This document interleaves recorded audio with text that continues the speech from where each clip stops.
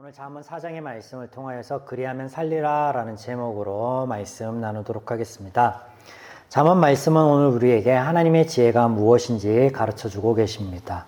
지혜의 근원이신 하나님을 선포하셨고 그 하나님께서 어떤 분이시며 또 어떤 은혜의 역사들을 우리 가운데 이루어 가시는지 알려주신 후에 지혜이신 하나님을 인정하고 따를 수 있게 고백할 수 있게 하셨습니다. 그리고 그렇게 하나님을 인정하고 따르는 삶 속에 샬롬의 평안이 있을 것을 선포하여 주셨습니다. 지난주에 그래서 이 샬롬의 평안을 본문 가운데서 하나님과 더불어 또 이웃과 더불어서 그 관계성 안에서 좀 살펴보았습니다. 그것은 하나님으로부터 오는 모든 선하고 좋은 것들을 나누며 그래서 완벽한 조화를 이루는 삶이었습니다. 기억나시죠? 자, 오늘 본문에서는 이 샬롬의 평안의 또 다른 모습이 등장하는데 그것이 생명이다라고 말씀하고 계십니다. 4절에 보면 살리라, 10절에 생명의 해가 길리라, 20절에 생명이 되며 온 육체의 건강이 됨이라, 23절에 생명의 근원이다. 그래서 살리라, 생명 이런 표현들이 계속해서 반복하여 등장하고 있음을 알 수 있는데요. 이렇게 각각의 절에서 살리라 혹은 생명으로 표현되고 있는 단어는 사실요 하나의 어원을 가지고 있습니다. 그것은 히브리어 하야라는 동사이며 영어의 비동사처럼 사용된 것입니다. 그래서 이 단어는 복합적인 의미를 가지는데요. 살다, 살아있다, 존재하다, 생명을 유지하다, 회복하다 등입니다. 이제 본문 가운데 과연 이 생명이 앞서 설명드린 것 중에 어떤 의미이며 또 샬롬의 평안의 삶과는 또 어떤 상관관계가 있는지 함께 살펴보며 나눠보도록 하겠습니다. 자, 4장의 본문은요 세 부분으로 나눌 수 있는데요. 먼저 1절부터 9절까지 첫 단락 부분을 살펴보겠습니다. 1절에서 5절 우리가 함께 읽은 내용을 보시면 이 내용을 좀 축약해보면 이런 내용이죠. 아버지의 훈계와 말을 들어라 라는 권면의 말씀입니다. 자, 이 말씀이 의미하는 것은 지금껏 잠언의 강해를 시작하면서 계속하여서 나누었던 것과 동일한 것으로 하나님의 말씀을 지키며 따르는 것이며 이것이 또한 지혜를 얻는 것이었습니다.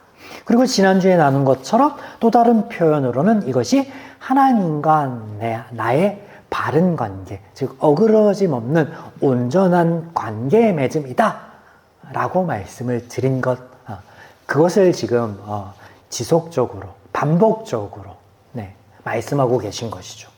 4절 말씀을 좀 보겠습니다. 4절 아버지가 내게 가르쳐 이르기를 내 말을 내 마음에 두라 내 명령을 지키라 그리하면 살리라. 그래서 앞서 설명드린 대로 하나님과의 바른 관계 안에 있을 때 말씀을 따르며 지킬 때 지혜가 있을 때 그 결과가 뭐라고 합니까? 산다. 생명이 있을 것을 말씀하십니다. 자, 이어지는 구절들 안에 이 생명이 무엇인지에 대해서 설명하고 있으니 살펴보도록 하겠습니다. 6절 지혜를 버리지 말라. 그가 너를 보호하리라. 그를 사랑하라. 그가 너를 지키리라. 자, 뭐라고 말씀하고 있느냐? 먼저 보호와 지킴입니다. 이 생명이 보호와 지킴이다 라고 하는데 보호하다 라는 이 단어의 본래 의미는요 울타리치다 입니다. 제가 좋아하는 옛 성경 구절의 표현 욥기에 나오는 하나님이 그의 삶과 그의 모든 일터와 그의 가정 가운데 사눌로 두르심이 아니냐 울타리 쳐주시 보호하심이 아니냐 할 때 그 표현. 그래서 울타리 쳐서 보호한다. 또 지키다 라는 단어는 군사적 차원에서 방어를 의미하는 보호예요. 그래서 여호와는 우리의 반석이요 방패 되십니다 할 때 이 방패의 의미, 그 의미이죠. 그래서 보호하다, 지키다. 이게 첫 번째 말씀하시는 거고 8절 그를 높이라 그리하면 그가 너를 높이 들리라 만일 그를 품으면 그가 너를 영화롭게 하리라. 다음으로 이어지는 것은 높이 들림과 영화롭게 됨입니다. 여기서 영화롭게 되다라는 것은요 본래 무겁다라는 의미에서 신분이 높고 귀함을 의미합니다. 그래서 높은 지위에 있을수록 무거운 책임감을 갖는다. 사람들이 그런 얘기를 하잖아요. 어떤 그런 동류의 의미이죠. 그래서 존귀하게 됨을 의미합니다. 뭐 높이 들려지는 거는 높이 들려지는 거지. 신분의 변화를 의미할 수도 있고, 또 뭐 부하게 됨을 의미할 수도 있고, 정확히 어떤 건지는 잘 모르겠습니다. 9절 먼저 보겠습니다. 9절. 그가 아름다운 관을 내 머리에 두겠고 영화로운 면류관을 내게 주리라 하셨느니라.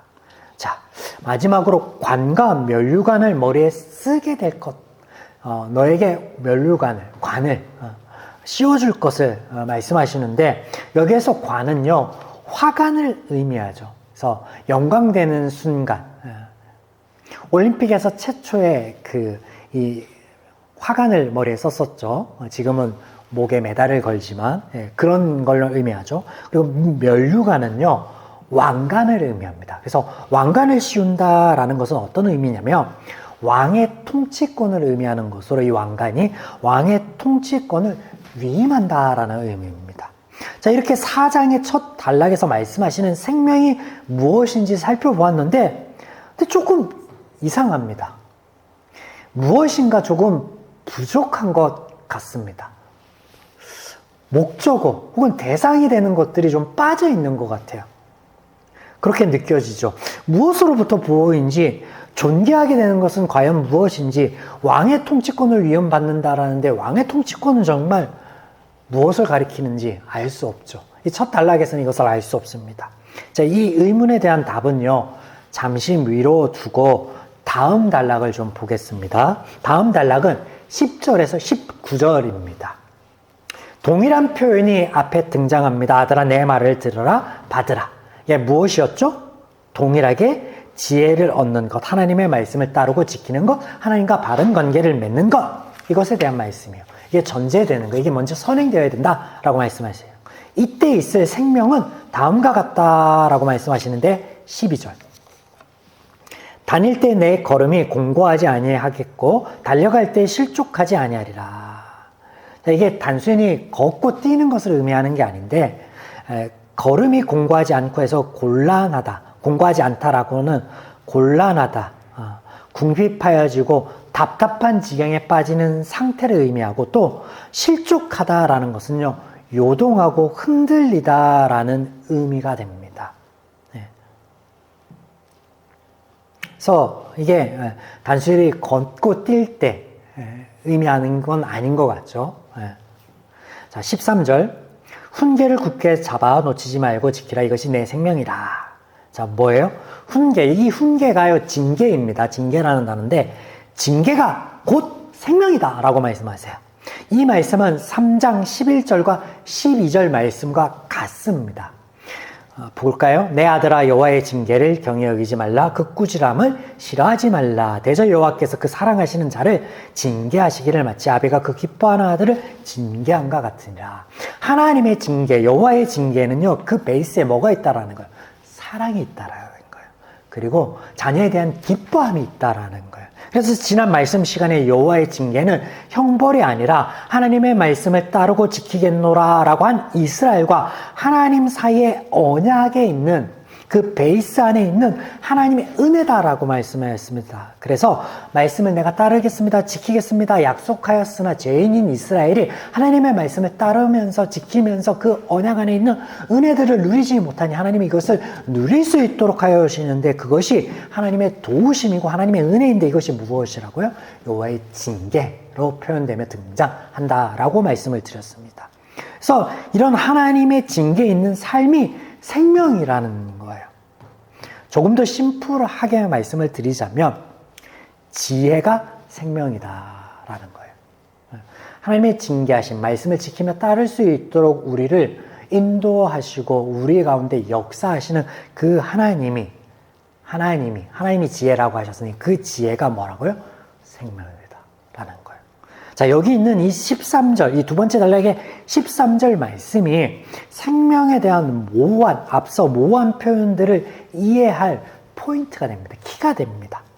12절에 걸음이 궁핍하지 않고 흔들리지 않을 것은요, 하나님의 말씀 안에 매일매일의 삶과 또 그 가운데 우리가 삶을 살아가다 보면 찾아오는 어려움 속에 흔들리거나 넘어지지 않을 힘 얻을 수 있음을 말씀하시는 것으로 이 원동력이 어디에 있다고요? 하나님의 말씀을 지키는 것, 하나님과의 올바른 관계를 맺는 것 안에 이것이 있다라고 말씀하시는 거예요. 그리고 9절, 면류관은 하나님의 말씀을 의미하는 것으로 이 말씀의 통치가 이루어지는 삶, 죄의 권세에 놓여 있지 않고 하나님의 자녀됨으로 그 하나님이 주장하시고 말씀하시는 그 하나님의 나라의 백성으로서의 자녀의 삶을 살아가는 것, 그 통치를 받는 것이 면류관 씌움을 의미하는 것이고 8절에 존귀하게 됨을 의미하는 것입니다. 그래서 죄의 권세 아래에 있는 게 아니라 하나님의 자녀됨의 변화를 말씀하시는 겁니다. 8절이었어요. 6절, 지킴과 보호는 무엇으로부터의 지킴과 보호이겠습니까? 바로 죄로부터의 보호하심과 지키심을 말씀하시는 것이겠죠. 이렇게 살펴본 1절과 9절 또 10절과 19절의 두 문단의 시작은요, 들으라 라는 동사로 시작되고 있습니다. 여러분, 들으라 하면 가장 먼저 떠오르는 히브리어 원어가 있을 것입니다. 그게 뭐죠? 쉐마 이스라엘. 하나님이 이 말씀을 하실 때는 시내산에서 하나님과 더불어 언약을 맺은 이스라엘에게 하나님의 말씀을 듣겠습니다 라고 한 그들에게 하나님의 말씀을 들려주실 때 처음 대목이에요. 이스라엘아 들으라. 하나님의 말씀을 지키고 따르겠다라고 다짐한 너희 이스라엘아 나의 말을 들으라. 그때 사용된 쉐마 이스라엘입니다. 하나님의 말씀을 따르며 지키는 삶이 지혜 있는 삶일지인데 그 생명력 있는 삶은 죄의 가치관이 아닌 하나님의 말씀 안에 있는 삶이다 라고 말씀하고 계시며 이 차이가 또 어떤 것인지에 대해서 다음 구절들 속에서는 우리에게 가르쳐주고 계십니다. 18절과 19절 두 구절을 보겠습니다. 18절, 의인의 길은 돋는 햇살 같아서 크게 빛나 한낮의 광명에 이르거니와 악인의 길은 어둠 같아서 그가 걸려 넘어져도 그것이 무엇인지 깨닫지 못하느니라. 자, 생명력 있는 삶과 생명력 있지 않는 삶, 하나님의 자녀된 삶과 죄의 권세 아래 있는 삶, 이것의 비교가 지금 무엇으로 비교되고 있습니까? 빛과 어둠. 성경에서 이런 비유의 비유가 많이 등장하였었죠. 그동안에. 조금 더 자세히 살펴보시면 18절 말씀은 동틀역에서부터 정오의 빛으로 표현되고 있습니다. 그러니까 한순간의 광명체가 아니에요. 이것은 빛의 점진성을 말하는 것으로 우리가 하나님의 말씀을 따르고 지키는 횟수와 빈도가 늘어나면 늘어날수록 삶은 어떻게 된다고요? 더욱더 빛나게 될 것이다. 더욱더 풍성하게 될 것이다. 더욱더 평안하게 될 것이다 라고 말씀하시는 거예요. 이에 반하는 어둠은요, 걸려 넘어졌는데 무엇에 걸려 넘어졌는지 깨닫지 못하는 완벽한 어둠으로 표현되고 있습니다. 죄에 대한 완벽한 표현, 비유라고 볼 수 있겠죠. 그래서 스스로의 답이 없으니, 죄인에게선 답이 없으니 하나님께서 구원하시는 거예요. 구원 사역은 오롯이 하나님께로부터입니다. 그래서 은혜입니다. 아무튼 여기 어둠은요, 혼돈과 무질서, 죽음과 고통, 번민과 그리고 실패와 상실 등을 의미합니다. 반전이 없는 거예요. 반전. 혼돈과 무질서 속에서 질서와 그리고 선함과 바름으로 옮겨갈 힘이 없는 거예요. 이 힘이 어디에서부터 있다라고 말씀하시는 거예요. 성경에서. 하나님으로부터. 그리고 하나님으로부터 지음받았으니까 너무나 당연합니다. 또 그 하나님의 말씀으로부터. 이런 어둠에서 벗어날 유일한 빛으로 소개되고 있는 것이 오늘 잠언에서 무엇이에요? 지혜이신 하나님이시며 하나님의 말씀을 따르는 삶이며 그것이 평안의 삶이고 그것이 생명력 있는 삶이다 라고 말씀하시는 것입니다. 자, 이제 본문 세 번째 단락을 통해서 이런 생명력 있는 삶, 말씀을 따르고 지키는 지혜 있는 삶이 어떤 것이고 우리는 이것을 어떻게, 이 삶을 어떻게 구현할 수 있을까에 대한 아주 구체적인 말씀이 등장하니 살펴보겠습니다. 우리가 너무나 잘 아는 말씀이 등장하죠. 20절에서 27절이 세 번째 단락이며 여기 핵심이 23절입니다. 23절 읽겠습니다.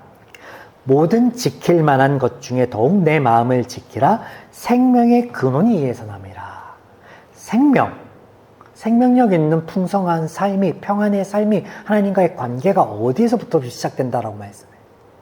너의 마음 지킴에서부터 시작된다라고 해요. 마음 지키. 자, 이 말씀은 다음과 같은 세 가지를 의미하니 잘 들어주시기 바랍니다. 첫째는 마음을 공격하는 것이 많음으로 그러한 것들로부터 마음을 지킬 것을 말씀하십니다. 두 번째는 마음을 지키기 위해서는 모든 수단이 동원되어야 됨을 강조하고 있는 것입니다. 셋째, 다른 많은 것들 중에 특별히 무엇보다 더 중요한 마음 지키는 것에 우선순위를 두어야 된다라는 말씀입니다. 이 세 가지가 다 내포되어 있는 말씀입니다. 한 번 더 말씀드려볼까요? 첫째는 마음을 공격하는 것이 많음으로 그러한 것들로부터 마음을 지킬 것에 대해서 말씀하시는 것이며, 두 번째는 마음을 지키기 위해서는 모든 수단을 다 동원해야 된다라고 말씀하시고, 마지막으로 다른 많은 것들 중에 특별히 마음을 지키는 것에 우선순위를 두어야 된다라고 말씀하시는 것입니다. 자, 그렇다면 우리가 어떻게 하면 이런 마음을 지킬 수 있을까? 여기에 대한 말씀도 등장하니 보겠습니다. 24절. 구부러진 말을 내 입에서 버리며 삐뚤어진 말을 내 입술에서 멀리하라. 자, 우리의 마음을 지킬 수 있는 첫 번째 시작점이 뭐라고 말씀하고 계세요? 우리의 입술에 있다. 나의 말에 있다라고 말씀하시는데, 구부러진 말과 삐뚤어진 말을 우리의 입술에서부터 멀리하라 라고 말씀하십니다. 여기 구부러진 말은요, 왜곡된 말, 거짓이라고 말할 수 있겠습니다. 또 삐뚤어진 말은 완악한 말로 죄적 가치관에서 뱉어지는 모든 말들입니다. 하나님이 선하다라고 한 것을 선하지 못하다라고 말하는 것, 그런 류의 모든 말들이 다 멀리해야만 우리의 마음과 생각을 지킬 수 있다라는 것이죠. 그래서 이런 말들을 멀리하는 것이 마음을 지키는 첫 번째 단계이다 라고 말씀하시는 거예요. 두 번째는 25절. 내 눈을 바로 보며 내 눈꺼풀은 내 앞을 곧게 살펴. 자, 다음으로 등장하는 게 뭐예요? 우리의 눈입니다. 눈. 우리의 눈을 구별하라 라고 말씀하시는데, 왜곡되지 않는 바른 시선을 가지라 라는 말씀이에요. 이에 대한 가장 좋은 예가 어디 등장하냐면 창세기 3장에 등장합니다. 보겠습니다. 창세기 3장.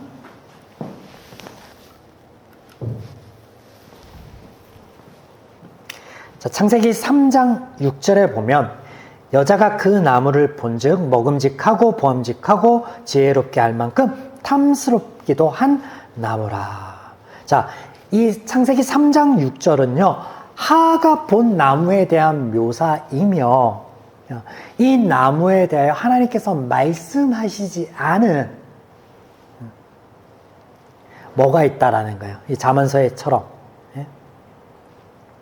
왜곡된 시선이 여기 섞여 있다라는 거예요. 그래서 먹음직도 하고 보암직도 하고 지혜를 줄만도 하겠구나라고. 그런데 하나님께서는 먹음직한 나무도 아니며 보암직한 나무도 아니며 지혜를 주는 나무도 아니고 오직 선악을 알게 하는 나무다 라고 말씀하셨어요. 17절, 선악을 알게 하는 나무의 열매를 먹지 말라. 네, 이 나무는 그냥 선악을 알게 하는 나무예요. 자, 그래서 우리 눈이 더하거나 빼는 것이 아니라 있는 그대로를 직시하는 이 훈련을 해야 된다라는 거예요. 거기서부터 마음 지키는 두 번째 단계가 이루어지는 거예요.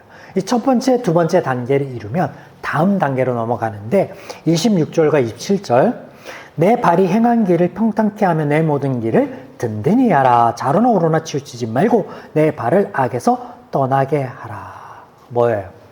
악에서 떠나, 죄에서 떠나 평탄케 하며 든든하게 하라라고 말씀하시는데, 이것은 우리의 행위, 즉 삶의 태도에 대한 말씀입니다.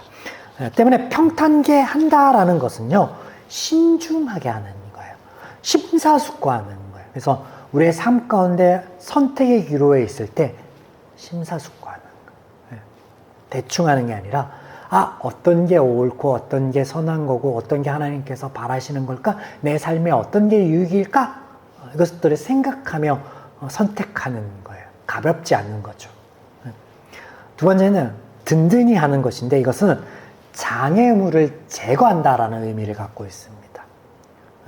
죄에 빠지지 않도록 신중하고 그래서 고려해서 선택할 수 있도록, 하지만 이것을 방해하는 요소들이 있다면 이것을 삶 가운데 제거하는 노력을 한다라는 거예요. 이런 태도가, 이런 삶의 태도가 마음을 지키는 것이다 라고 말씀하시는 거예요. 뜬구름 잡는 듯한 말씀이 아니라 오늘 하나님의 말씀을 보면요, 참 지혜롭습니다.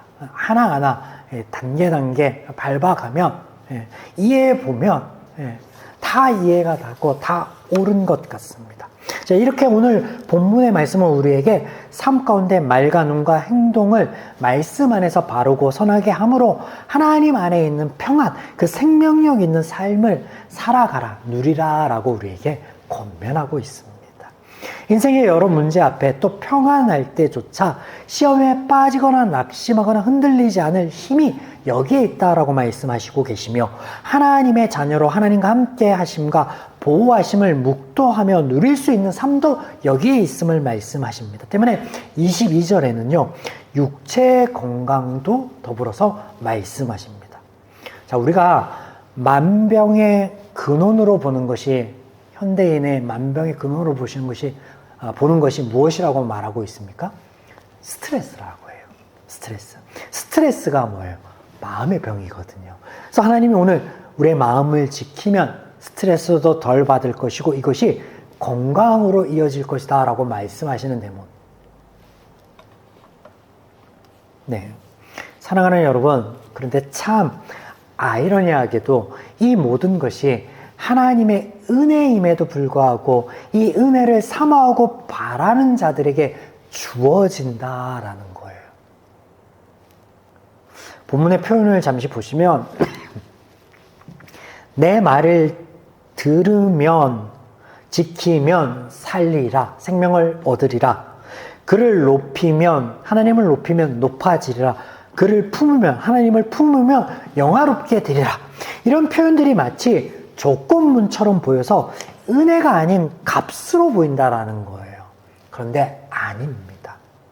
성경의 이런 표현을 우리가 잘 이해해 보아야 하는데, 성경적 이런 표현은요, 하나님과 우리의 관계성에 대한 것을 설명하는 대목이에요. 즉, 하나님이 피조물에 불과한 우리를 강제하지 않으신다라는 거예요. 자율성을 주시며 사랑하시며 그리고 아들과 같이, 자녀와 같이 기뻐하신다라는 거예요. 스스로 하나님을 묵도하고 깨달아 그 말씀을 따를 수 있도록 하신다라는 거예요. 신의 산에 언약 맺는 장면이 이 대목이지 않습니까? 그래서 강제성이 아님이에요. 하나님의 은혜의 연장선입니다. 때문에 예수님께서는 우리의 몫으로 날마다 자신의 십자가를 지고 나를 따르라 라고 말씀하시죠. 7절 말씀 보겠습니다. 7절 말씀. 지혜가 제일이니 지혜를 얻으라. 내 얻은 모든 것을 가지고 명철을 얻을지라. 자, 이 말씀은요, 우리에게 있는 모든 것을 가지고 지혜를 얻을 수 있다면 마치 값을 치르고 물건을 삼과 같이 그것을 얻어라, 사라라고 권면하고 있습니다. 지혜가 생명이니 우리의 샬롬의 삶과 직결되어져 있으니 이것을 위해 네가 할 수 있는 모든 것들을 하라라고 권면하고 있는 거예요. 그리고 그것을 할 수 있도록 하나님께서 이전 말씀들을 통해서 어떻게 나와 동행하시며 역사하시며 심지어 하나님의 영을 우리에게 부어주신다라고까지 약속하여 주시지 않았습니까? 오늘 저와 여러분이 이 하나님의 말씀을 의지해서 하나님 안에 있는 평안을, 삶 가운데 그 풍성한 은혜들을 누려나아가는 우리 한 주의 발걸음이기를 주님의 이름으로 축원드립니다.